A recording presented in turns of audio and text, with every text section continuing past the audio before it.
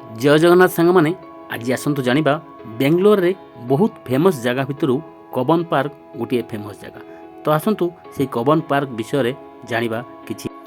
भारतर बेंगलोर रो हृदय अवस्थित Cubbon park एक ऐतिहासिक तथा प्रतीकर सबुज स्थान जहाँकि 1770 मसीह प्रतिष्ठित होइथिला। एही कबन पार्कटी मैसूर कार्यनिर्वाही कमिशनर सार जॉन मेडଙ୍କ परे मेड पार्क नाम नामित होइथिला। परे एहाकु सार मार्क कबन पार्क नाम नामित करा जायथिला। मैसूर ब्रिटिश कमिशनर जी 1834 रु 1861 पर्यंत एहार दायित्व रे थिले।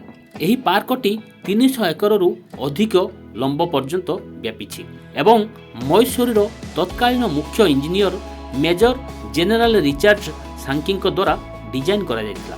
एथिरे विभिन्न प्रकार उद्भिद एवं जीवजंतु रहिछन्ति, जेउथिरे 6000 रु अधिक उद्भिद एवं गछ प्राय 100 प्रजातिर प्रतिनिधित्व करନ୍ତି। एही पार्क केवल व्यस्तबहुल सहर रे एक प्राकृतिक पंचायत नुहे बरं राज्य केंद्रीय पाठागार, कर्णाटक हाईकोर्ट एवं विशिष्ट व्यक्ति विशेषज्ञ विभिन्न प्रतिमूर्ति समेत महत्वपूर्ण अट्टालिका एवं स्मारकी मध्य रही। एठारे कबन पार्क बासिंदा तथा पर्यटकों पाई एक मनोरंजन क्षेत्र भाव में कार्य करिथाए।